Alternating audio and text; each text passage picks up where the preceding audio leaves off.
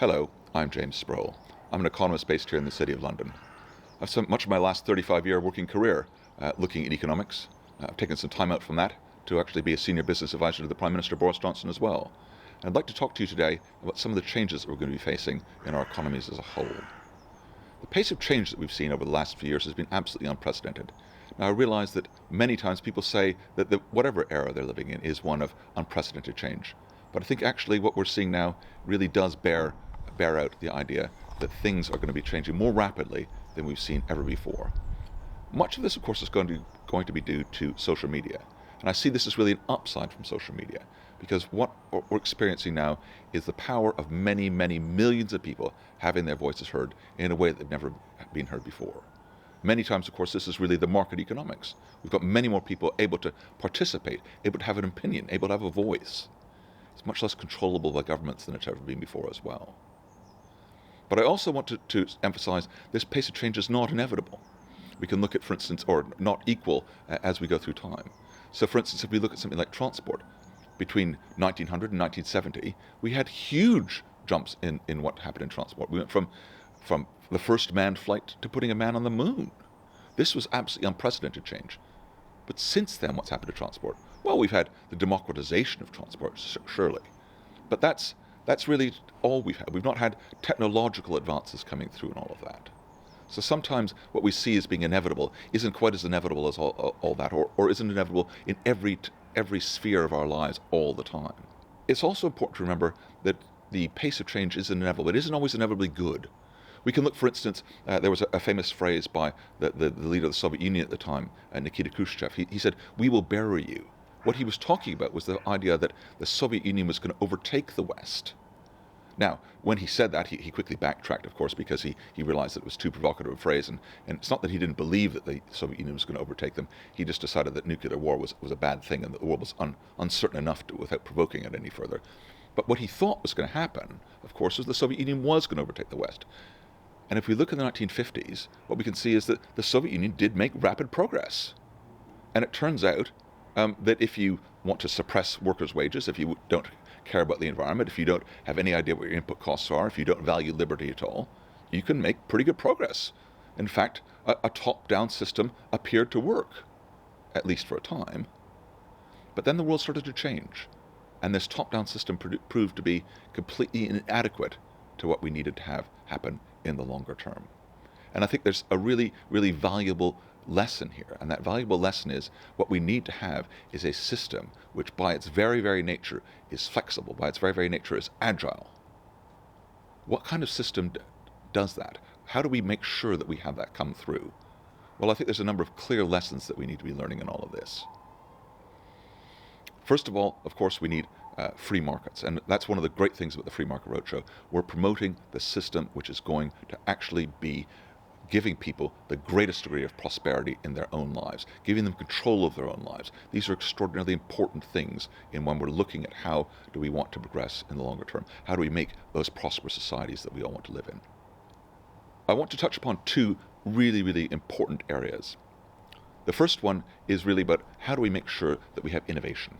Innovation is going to be the key to the success if we have those innovative entrepreneurial societies. But innovation isn't something that just grows up. If we look at something like Matt Ridley, a very important book on how innovation works, he stresses again and again, innovation is not something that you can simply put into forward gear and then it just progresses. You can't possibly predict where innovation is going to take you. All you can do is make sure that the incentives are correct. I mean, we can turn all the way back to Adam Smith in The Wealth of Nations. He said, it's not from their benevolence that the butcher, the baker, and the brewer produce things. It's from their own self-interest. What we need to do is ensure that systems that we put in place work with the self-interest, work with everybody's self-interest, so that both the producer and the consumer benefit out of any of these things. Now, what are we going to need to do? What are the things in the longer term that need to have happen to make sure that sort of innovation comes through? And I think there's several. I think we have many of the building blocks of that intellectual property protection or intellectual protection there, and I would put them under a category of which I would say intellectual property protection. That includes, of course, copyright, it includes patents, it includes brand protection. All of these things are absolutely important looking into the future as to what we're going to be driving our economies, the more service-oriented our economies become, the more intellectual, the more that value is created as part of intellectual capital, the more that these things matter. For intellectual property protection, if we look at something like, for instance, Moore's Law. Now, Moore's Law is the idea that the computing power doubles roughly every 18 months. This has continued on since the late 1960s, and many people have thought that we would hit, at some point, diminishing returns. And I'm certain that we will hit diminishing returns at some point. But the problem here is, or the challenge here is, it really doesn't matter at what point we hit diminishing returns on Moore's Law, because there's something else even more important happening underneath all of this. If we look, for instance, at electricity, electricity first came about really in large amounts in the early 1800s. Originally, it was, of course, used to just power factories, and as time went on, people found more and more uses for that electricity. I think the same thing is going to be happening with computing power, that more and more uses for that computing power. It doesn't matter if the computer power itself starts to show diminishing returns. The uses to which we can put that computing power are going to be continuing to grow for the next century or more. And what that means for all of us is that we live in highly innovative societies, and those societies that are going to be the most prosperous are the ones that give protection to the people, that give the incentive to the people to create goods and services that all of us want. And that, of course, is that intellectual property protection. And if we have that, if it's effective, if people trust it, they invest in it. If they don't trust it, well, in many cases, they simply go somewhere else. And we can see that, for instance, in lots of times entrepreneurs around the world. Many times, of course, they want to start at home, but if they can't start at home, they simply go somewhere else. We've seen that happen in a lot of parts of Eastern Europe, where entrepreneurs feel there isn't the societal structures, there isn't the legal structures to help them to progress locally, so they have to emigrate. And they do, because they have a great vision of what's going to happen in the longer term. And we all want those people to be as successful as possible. So there's a lot of lessons to be learned in all of that. Let's turn to an area where we all have an enormous amount of self-interest, enlightened self-interest, and that's, of course, health. Health has been one of the areas which has, of course, absorbed increasing amounts of government spending over the years. And in fact, there's every reason to believe that it should have had increasing amounts of government spending. I mean, obviously, we all understand that more of us are more informed about health than we've ever been before. I mean, obviously, we all consult Dr. Google as a first stage in looking at any sort of healthcare issues that we might have. But there's also an incredibly important economic case for investing in health. Much of the value that we add in our economy these days is, of course, in the form of intellectual capital that we all possess. And clearly, taking care of that intellectual capital, taking care of ourselves and our health, is incredibly important. So making the argument that we want increasing amounts of money being spent on health is really very, very easy. The question really becomes one of, should we spend as much money on health as people want? Should we spend as much as the experts think we should spend? Or should we spend as much as we can actually afford? Those are three very, very different areas. Look, for instance, at the United Kingdom, and between 1995 and 2015, we more or less doubled the amount of money we spent on health. At the same time, we saw the life expectancy here in the UK go from 77 years to 81. So clearly there was some benefit to the economy as a whole, or the people as a whole in this society became healthier and lived longer. The question has to be, is that because we spent more money on health or not? Because at the same time that British longevity was increasing, it was increasing across all of Europe, and yet their health spending wasn't increasing. So maybe it wasn't from that outcome. In actual fact, what we need to do is harness a lot more technology, because one of the things we're absolutely certain about in our economies and our societies is that we have many, many calls on how we're going to spend the money, and we need to make sure that we're spending it effectively. You know, there's been an enormous emphasis on sustainability recently, sustainability of the environment, sustainability of resources. There also equally has to be a fiscal sustainability. That is, we need to live within our means. The more that we look at that, the more that we have to sit there and say to ourselves, how could technology help us? Because one of the things that's very, very clear is that technology in many, many areas of our lives has actually lowered costs. That's not been the case in medical technology. And I think one of the key factors here is we need to use that technology to incentivize people to make sure that they can bring forward lower cost healthcare. When looking at what's going to make people happy in the longer term, I have a deep suspicion that what people want is more money being spent on health, which they believe adds to a degree of social cohesion, and that when they get that degree of social cohesion, it makes them happier. Satisfying that happiness, making them appreciate that that's a good way to organize societies is really, really important. But at the same time, as I've just said, it also has to be put within a broader framework of fiscal sustainability and a broader framework of using technology to make sure that fiscal sustainability can be met. In looking at that fiscal sustainability, I'm reminded a few years ago, I put together a spoof press release. And that spoof press release, at the time, there was an enormous pressure in the United Kingdom. Everything was measured in spending terms, in terms of how many more nurses one could afford at any particular time. And I put out the idea that actually what we needed to do was to sell off the contents of the National Gallery.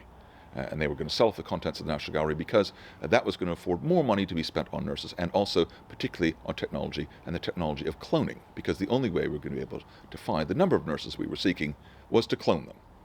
Now, clearly, there has to be a limit on how much money we spend at any particular time. And that limit, obviously, is never going to come close to the idea that we're going to sell off national assets in that manner. But we do need to look at how, and getting people happy with how we as a society organize ourselves, and constantly pushing on one particularly desirable way to spend money is not a way to create a happy, sustainable society in the longer term. Here's where innovation and technology have such a key part to play in the future role of health. One of the things we can look at, and what technology has done so many times in the past, we need to actually bring into medical technology, bring into medicine. Now, what technology has done in the past so many times has actually been, of course, to really, really lower our prices. We've seen the price of computing power, we've seen the price of what we can do in terms of transport, we've seen the pricing of a whole range of issues in our lives absolutely falling through the floor. But it hasn't happened in medicine. We have to ask ourselves, what's going on here that hasn't gripped medicine in the same way that so many other areas of the world and our societies have been being affected? I think there's an enormous concern, a really justifiable concern, about what's happening in terms of sustainability going forward. We've seen environmental sustainability, we've seen resource sustainability. I think we also need to see a fiscal sustainability. And when we appreciate there's a fiscal sustainability, a need for that fiscal sustainability, which means living within our means, we also realize that absolutely has to hit medicine as well. But there's some hope here too, because one of the things that's really happened, if we look, for instance, at the mapping of the human genome, that's come through very, very rapidly and very, very cost effectively. We look what people have done in terms of COVID. Within 12 months, we've developed effective vaccines, not just once, but in several different ways the vaccines work. They're very, very different. They're all equally effective, but they're extraordinarily important that it's been innovation which has taken us there. I think what medicine needs to do now is to figure out how are we going to make sure that we get cost-effective solutions.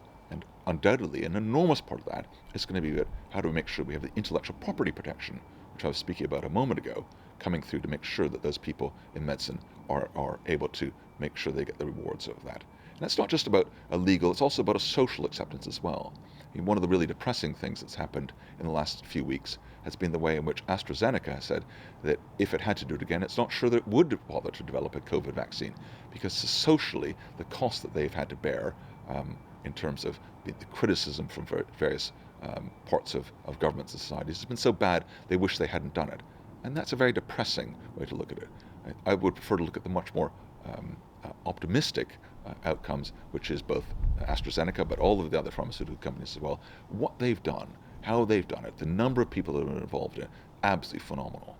Now, this is clearly a global imperative, and not everything is going to be driven forward by global imperatives. A lot of it's going to be driven forward by people collaborating, people cooperating. But in doing so, they're going to need that intellectual property protection. That is going to be the way in which all of us eventually gain the health outcomes that lead us to be happier, healthier, and more productive in the long term. This is my 4th year speaking on the Free Market Roadshow, and I absolutely love it. I love coming and speaking to all of you. I love the travels and the places that I've been across Europe, speaking to a huge variety of audiences, and I really, really hope that next year we're actually able to meet in person. But I think what the Free Market Roadshow delivers is absolutely critical and really, really important. And that's the whole idea of what happens to free markets. What do free markets give us? I think the huge advantage of free markets, and I think that the advantage is only going to grow over time, the huge advantage they give us is the ability to take gargantuan amounts of information, synthesize that down, and give us a long-term solution. Not just a solution which is for here and now, but a solution which all of us benefits all of us, and also critically has a self-correcting mechanism. No other way of organizing ourselves has been found to be able to do that. And the more information we have in our societies, the more in which huge numbers of people are able to participate, the more which we're going to depend upon free markets.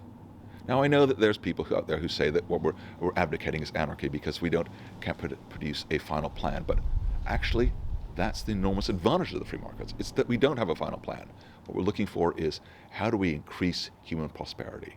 How do we make sure that we have a system which benefits huge numbers of people in the long term? And that's all we're really after. We're wanting to create prosperous societies. Those prosperous societies are going to be societies in which enlightened self-interest is the sort of thing that helps individuals and their businesses, and those businesses help create that prosperity. And that's going to be a lot to do with intellectual property rights. It's going to be a lot to do with making sure that we're healthier and happier and using the technology and information technology to make sure that we are that healthy, happy, prosperous society. I really recommend the Free Market Roadshow, and I very much hope to see all of you next year.